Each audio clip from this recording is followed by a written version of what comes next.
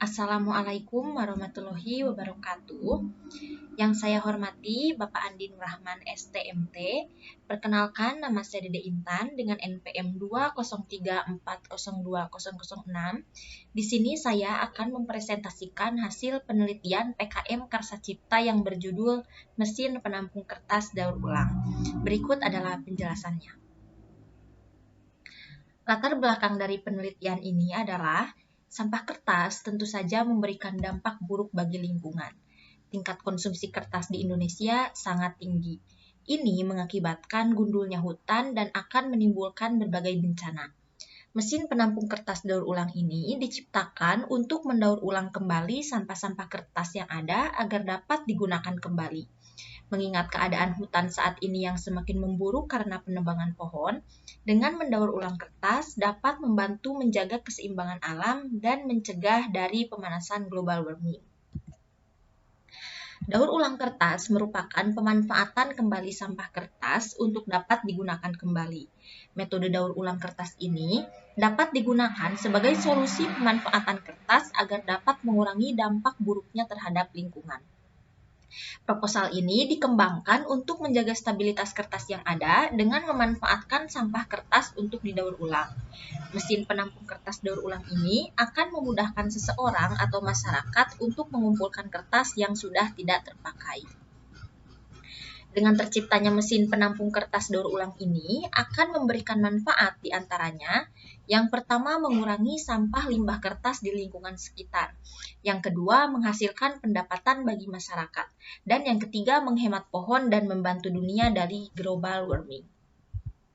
Nah, yang dimaksud di poin kedua, yaitu menghasilkan pendapatan bagi masyarakat adalah ketika seseorang memasukkan kertas ke dalam mesin, setelah proses selesai, maka otomatis mesin akan mengeluarkan uang koin atau uang kertas tergantung seberapa banyak seseorang tersebut memasukkan jumlah kertas ke dalam mesin. Hal ini digunakan untuk mendorong masyarakat agar mau mengumpulkan kertas yang sudah tidak terpakai untuk didaur ulang. Luaran penelitian dari PKM ini adalah menghasilkan prototipe mesin kertas daur ulang. Prototipe itu sendiri adalah sebuah metode dalam pengembangan produk dengan cara membuat rancangan, sampel, atau model dengan tujuan pengujian konsep atau proses kerja dari produk. Jadi, prototipe ini bukanlah produk final. Nah, sampah kertas termasuk ke dalam golongan sampah anorganik yang sangat sulit diuraikan. Sampah kertas sebagai barang yang tidak layak pakai dapat dimanfaatkan dengan cara didaur ulang menjadi kertas yang siap pakai.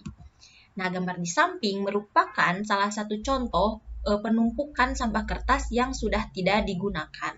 Dan sampah kertas tersebut dapat didaur ulang kembali untuk digunakan kembali. Nah, ini berlanjut ke mindset, yang dimana mindset itu sendiri adalah pola pikir atau pandangan seseorang terhadap sesuatu. Pada saat sekarang ini, masyarakat sebagian besar masih memandang sampah kertas sebagai limbah lingkungan yang tidak berguna. Sudut pandang terhadap sampah kertas yang seperti inilah yang harus diubah. Sampah kertas dapat dimanfaatkan kembali untuk meminimalisir peningkatan sampah kertas yang ada di lingkungan masyarakat. Nah, selanjutnya di dalam mesin penampung kertas daur ulang ini diperlukan alat, salah satunya yaitu Raspberry Pi.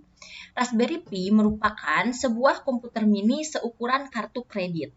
Fungsi dari Raspberry Pi ini diantaranya sebagai komputer desktop mini, sebagai file server, sebagai download server, sebagai access point, sebagai domain name system, dan sebagai multimedia player. Pemrograman Raspberry Pi ini menggunakan bahasa Python. Python adalah bahasa pemrograman interpretatif multiguna dengan filosofi perancangan yang berfokus pada tingkat keterbacaan kode. Nah, gambar di samping merupakan salah satu contoh dari Raspberry Pi. Selanjutnya, mesin rolling.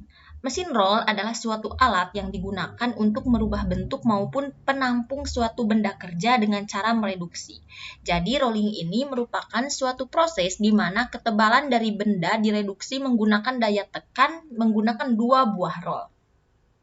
Proses pengeluaran ini dapat mempermudah masuknya lembaran kertas ke dalam mesin.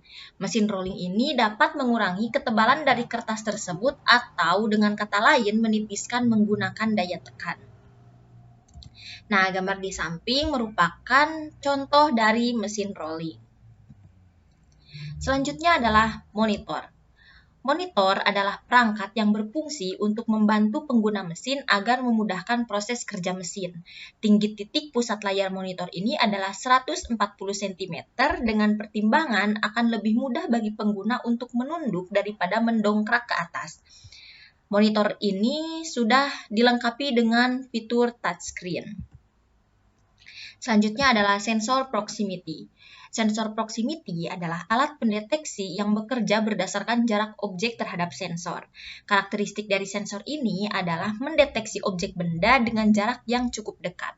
Prinsip kerja dari sensor ini adalah apabila ada tekanan sumber, maka akan membangkitkan medan magnet. Nah, yang terakhir adalah IoT atau Internet of Things. Merupakan sebuah konsep di mana suatu benda ditanamkan teknologi untuk berkomunikasi, mengendalikan, dan menghubungkan. IoT dapat membantu mengontrol, mendeteksi, dan meningkatkan keamanan. IoT bekerja dengan memanfaatkan instruksi pemrograman perintah yang dilakukan oleh penggunanya. Nah, selanjutnya adalah metode penelitian. Tahapan dari metode penelitian ini yang pertama adalah koleksi data. Pembuatan prototipe membutuhkan pencarian data dan literatur selama fase ini untuk mengembangkan perangkat lunak yang memungkinkan adanya interaksi pengembang sistem dan pengguna sistem, sehingga dapat mengatasi ketidakserasian antara pengembang dan pengguna. Yang kedua adalah perancangan awal. Jika data dikumpulkan selama perencanaan awal, maka selama fase perencanaan awal meliputi pengoperasian alat, perencanaan kerangka, dan pembuatan prototipe. Nah, yang ketiga adalah penyusunan desain dan teknis. Desain yang telah dirancang lalu dikembangkan menjadi prototipe. Yang keempat adalah pembuatan purwarupa. Pada tahap ini dilakukan perancangan yang lebih teknis dan juga pembuatan IoT pada mesin daur ulang. Yang terakhir adalah evaluasi. Fase ini mengevaluasi hasil dari prototipe. Evaluasi ini dilakukan untuk mengetahui apakah prototipe yang sudah dibuat sudah sesuai dengan keinginan dan harapan pengguna. Sekian presentasi dari saya. Mohon maaf apabila banyak kekurangan. Wassalamualaikum warahmatullahi wabarakatuh.